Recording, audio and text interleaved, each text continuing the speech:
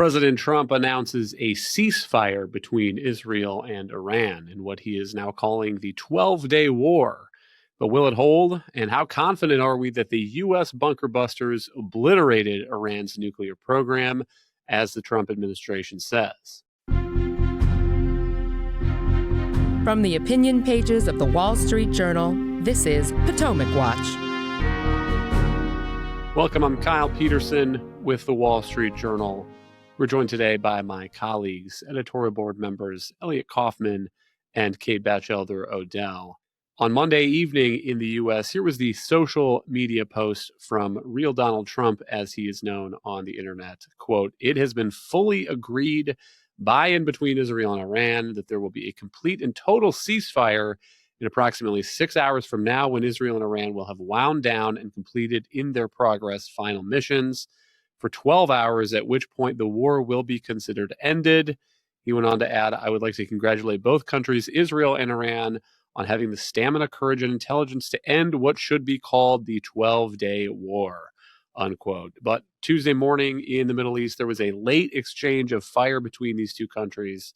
Here's President Trump on the White House lawn earlier today. Israel, as soon as we made the deal, they came out and they dropped a load of bombs, the likes of which I've never seen before. The biggest load that we've seen. I'm not happy with Israel. You know, when I say, okay, now you have 12 hours, you don't go out in the first hour and just drop everything you have on them. So I'm not happy with them. I'm not happy with Iran either.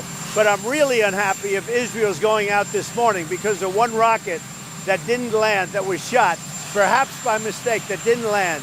I'm not happy about that. Elliot, what's the latest in this exchange of fire? Each side, I think, seeming to say that they were not breaching the ceasefire terms. But notable, President Trump putting a lot of the pressure on Israel there. That's right. So after the ceasefire announcement, you have, as is typical in these Middle East battles, both sides trying to get their licks in, end on a strong note, let the other side's population know that it was they who lost. And so Israel, heavy bombing in Tehran, attacking the regime's instruments of repression. Paramilitary thugs, IRGC's internal security apparatus, that sort of thing. Iran fired off, I believe it's 7 missile salvos, each of them fairly small, but still 7. One of which got through, hit a residential building and killed 4 Israelis, including actually the first Israeli soldier killed in this war by Iran. He was off duty at his mother's home, which is why he was in danger, because Iran was shooting at civilians. So all that happens before the ceasefire goes into effect. Then once that happens, at 7 a.m. Israeli time, about 5 minutes afterward, you get one Iranian ballistic missile fired. And then 3 hours after that, you get a couple more Iranian missiles fired. Now, these ones are either shot down or land harmlessly, but they're, a violation of the ceasefire terms. It's certainly not the way that Israel wants to start what Trump has portrayed as sort of the first day of the rest of their lives. And so Israel was ready to strike back hard, although I have some skepticism about that, given that Israel waited several hours for the president to get up in the morning and tell them not to. I think he said so much more forcefully than Israel expected, but they may have anticipated that they were going to be told, tone it down, which they did. And after one sort of symbolic strike on an Iranian radar installation, I mean, we call it symbolic now, but if this had happened a month ago, it would have been major news. It seems that both sides have now quieted down. The ceasefire has passed its first test, we can say. Let's close the loop also on the Iranian response to the U.S. bunker buster bombs that were dropped over the weekend. Kate, on Monday, Iran fired 14 missiles toward a U.S. base in Qatar. 13 of those missiles were intercepted. One was apparently allowed to land. President Trump said it was headed in a non-threatening direction. And so no casualties or damage reported on that. Interesting, 14 seems to be the number of bunker buster bombs that the U.S. dropped on these Iranian nuclear sites. So that is the reason that 14 missiles were launched in response. But speaking of symbolic, I mean, is the only way to read that as a attempt by Iran to do something that rather than nothing, but to kind of back down here in response to 14 big bombs that landed and caused damage. It sent 14 missiles that were intercepted. It does look like it was a perfunctory attempt to register its displeasure and play to a domestic audience that it had done something in response to the United States. Now, things can always change, but those of us who thought that sending the B-2 bombers to eliminate Fordo was a calculated risk that the United States could manage, had argued that this was the kind of response that the Iranian regime was likely to do if the United States were to strike. And that is based on, our empirical dealings with the Iranians. I mean, if you go back to the strike we've been talking about on Soleimani in 2020, when Trump took him out, there was the same debate where it was a worry that the Iranians were going to start out an all-out war in the Middle East, and it didn't materialize. So I think this response from the Iranians is consistent with what we expected. And now I think to Elliot's describing that the ceasefire is, of course, fragile. But so far, I mean, it looks like an unmitigated victory for President Trump in the United States, and a big step toward accomplishing a non-nuclear Iran defanged.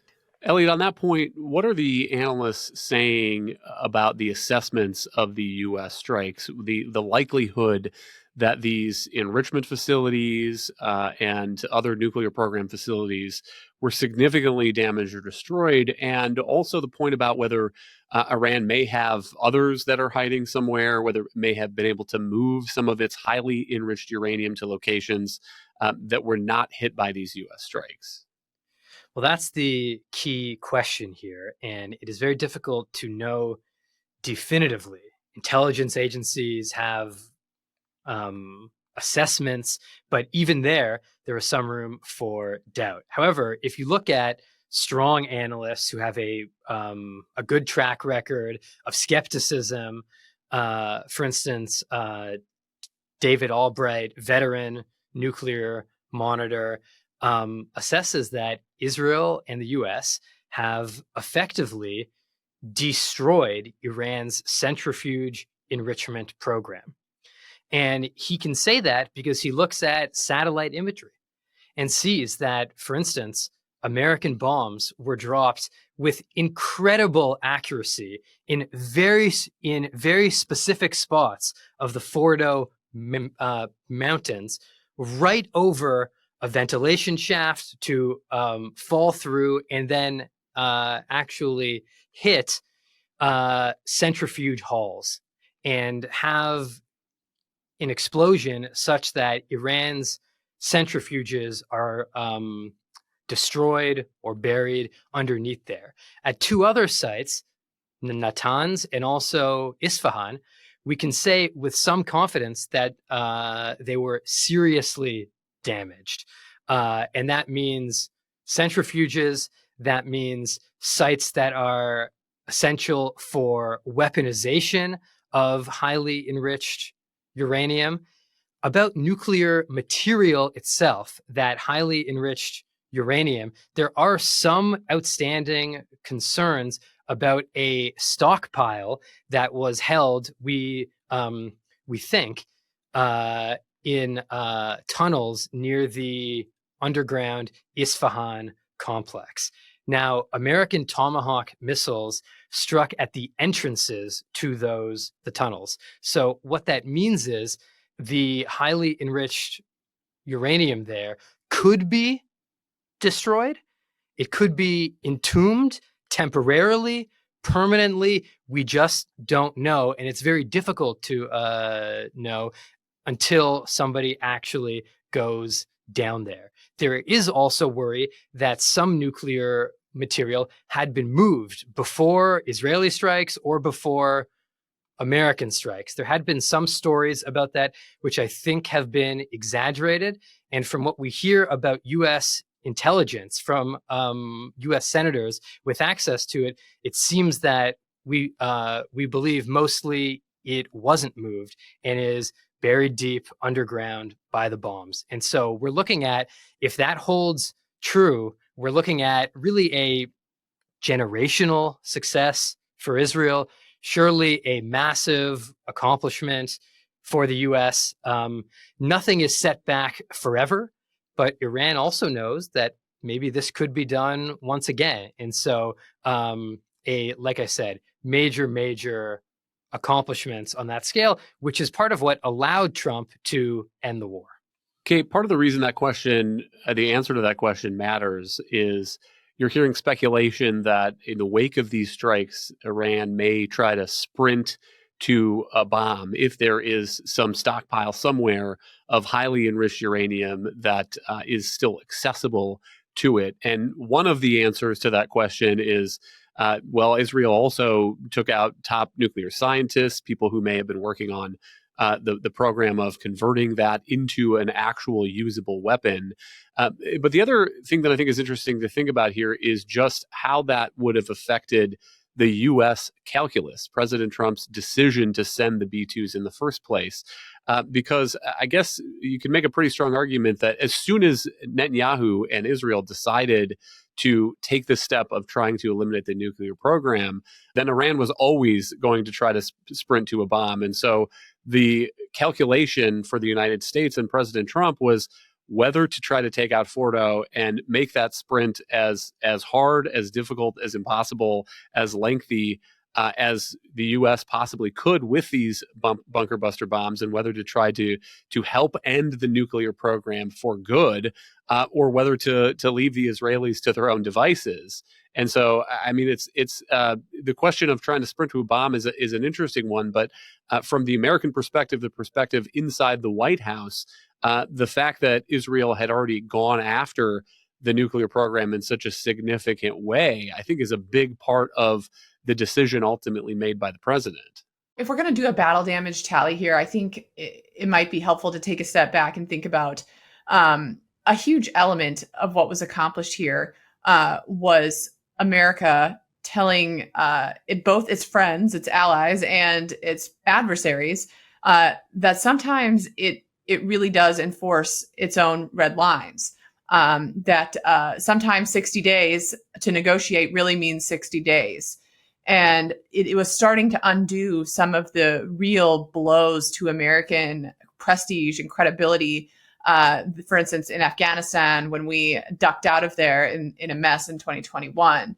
And so I really think the decision to strike needs to be viewed in that larger lens of has to make a Chinese Communist Party think twice about provoking a crisis on Taiwan, for instance. I do think it even could be helpful in scrambling the very stalled negotiations to end the war in Ukraine, to have a president who is willing to enforce red lines, who is not terrified out of doing anything because of escalation risks like the Biden administration was, to demonstrate even that the United States will not be cowed out of doing anything at all just because it made mistakes in the Middle East in the 2000s and in Iraq. So this, even getting away from what was accomplished on the Iranian nuclear program, I think this is a big moment for America's credibility in the world that hopefully will be very helpful in other regions. On the particulars of sprint to a bomb, I mean, around the argument on the Iranian nuclear program, you hear a lot on the left that you can't destroy an idea. You can't, you're not going to keep them from getting this technology that's now 80 years old. And this is often used as an argument not to do anything at all about it. And that we just all have to be hostage to the idea that this religiously fanatical regime might get a nuclear weapon. And so I think the focus here should be on a huge setback to that goal. And could Iran try again? Could they try to put these pieces back together? Did they sneak any of that material out, maybe we will learn that they will try to do that. However, the point of the strike is to try to show the regime that the cost of that will be too high, and that they should not try again, because they will continue to have it removed by military means. And so I think the specifics here on what exactly we're taking out sometimes miss this larger picture of a commander-in-chief who enforced a red line, and also of a pretty powerful message to Iran that its nuclear ambitions really are over, even if they continue to try to scramble back. Elliot, you mentioned the possibility of a message to Iran that if it tries to reconstitute a nuclear program, it doesn't give up on these ambitions to get a bomb, that Israel could strike the next Fordo site or the next Natanz site. Do you think that is the posture that the Israeli government is going to be taking going forward? And how does that fit into Trump's message of ceasefire and ending of the war? I think that is Israel's posture, and it's even more than that, actually. It also has to do with Iran's missile program. It has to do with Iran's proxy armies. After October 7th, 2023, Israelis have been united on the point that they're not going to let themselves get put into this position again. They simply won't. And so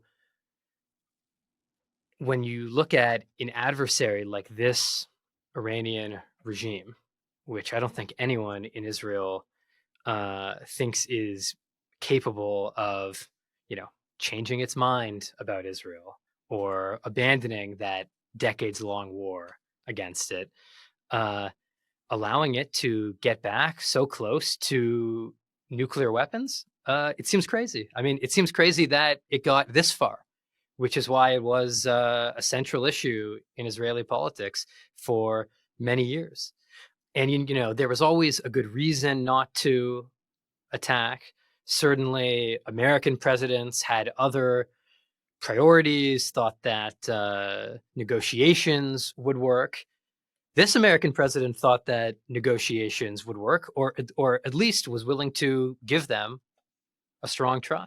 But he also set a deadline on it, and Israel enforced that.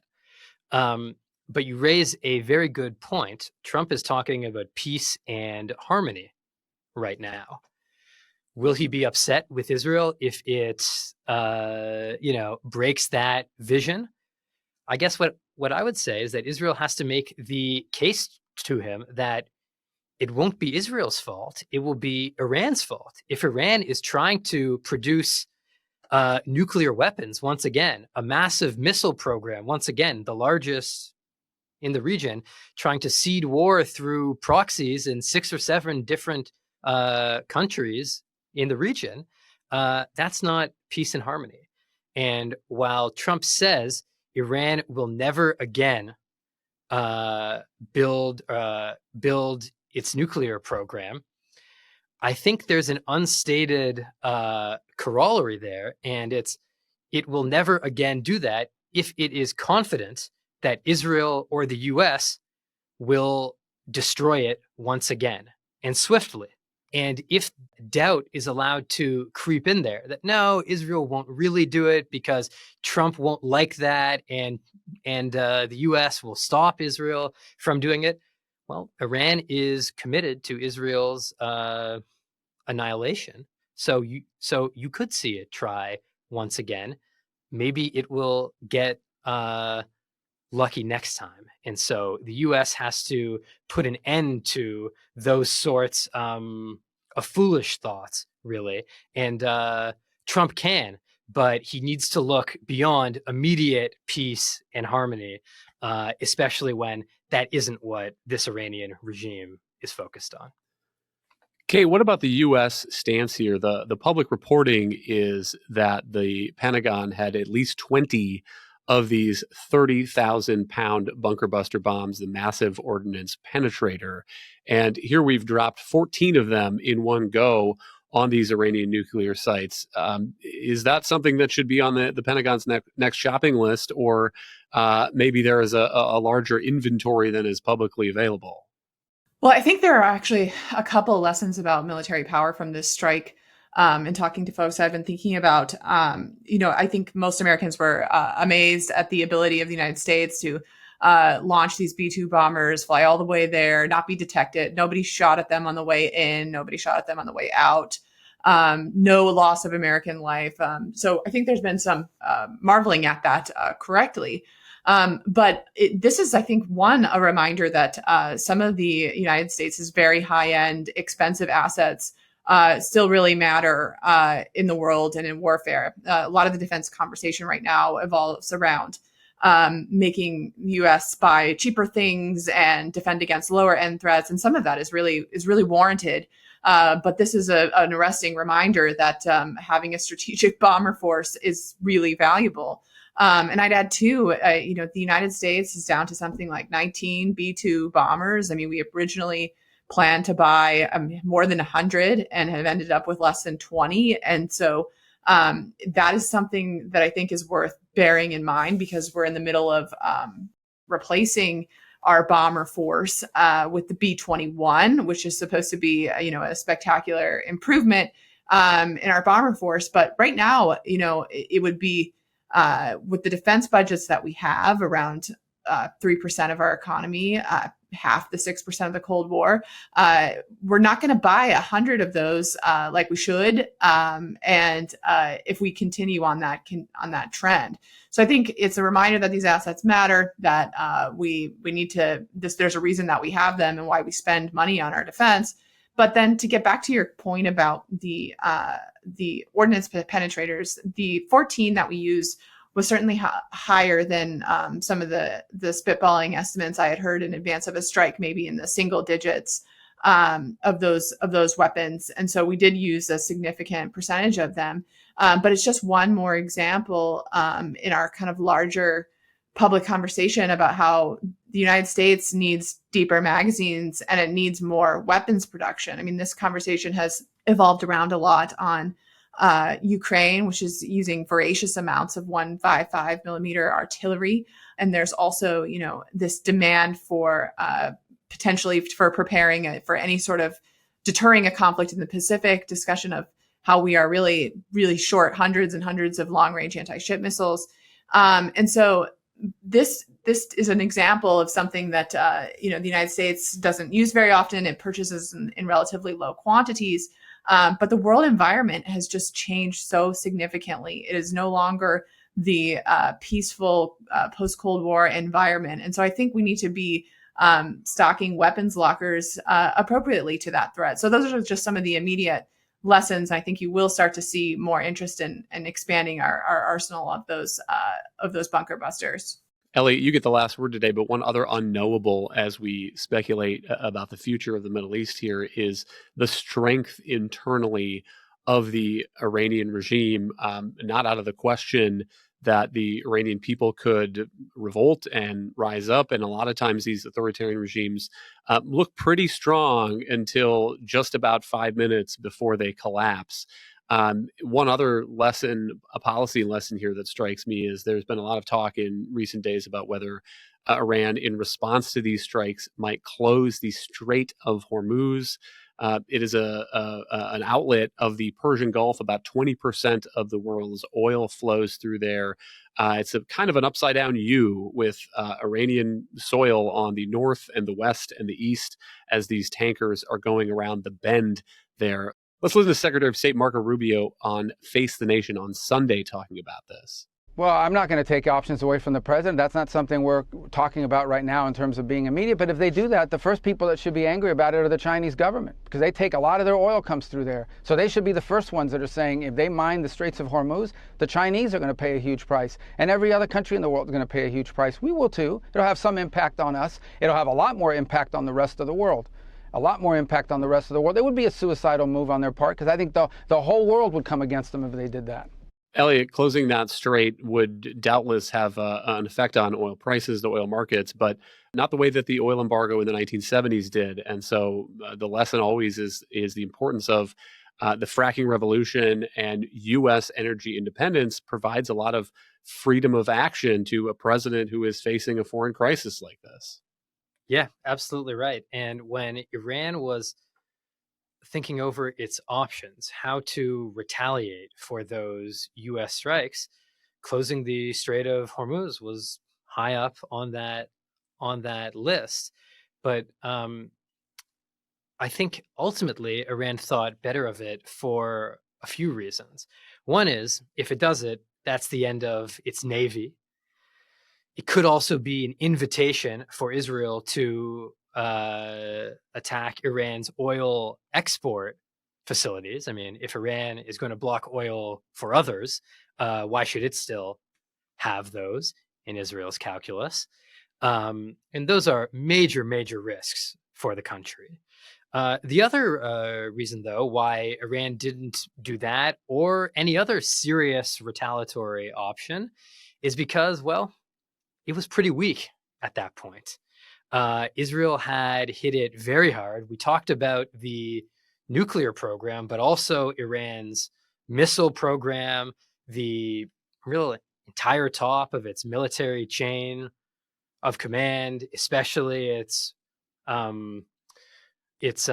missile program, Revolutionary Guard, a series of others as well. And given that Iran's missile salvos at Israel were already dwindling, I'm not sure under any scenario it could take on a new enemy, the world's largest superpower. And what Iran thought of ultimately in the end is, do we want to risk our regime here? Because that was the question at that point. Israel had hit it very hard in a lot of ways, but it could still survive. Even President Trump, however, at that point was starting to say, well, regime change, maybe it isn't such a bad word. Israel had been with its airstrikes hinting at that sort of option. So that's past us now. But if you are the Iranian regime, whatever you may tell your own population about how you won this war and it was some massive victory, and your people know that you got humiliated on the battlefield. Israel had air supremacy. Iran didn't even try to fight the IDF. All it could hope for was to hit some civilians here and there. This went, Iran lost its most valuable assets in 12 days, a mere 12 days, and was not able to do serious damage in response. Certainly far less than Israel or the US expected. And I think it's that humiliation that creates a vulnerability for the regime more than anything else, because its ideology is sort of bankrupt. Most of the people there do not hold to that, certainly at this point, but it was strong and it was always seen to be strong.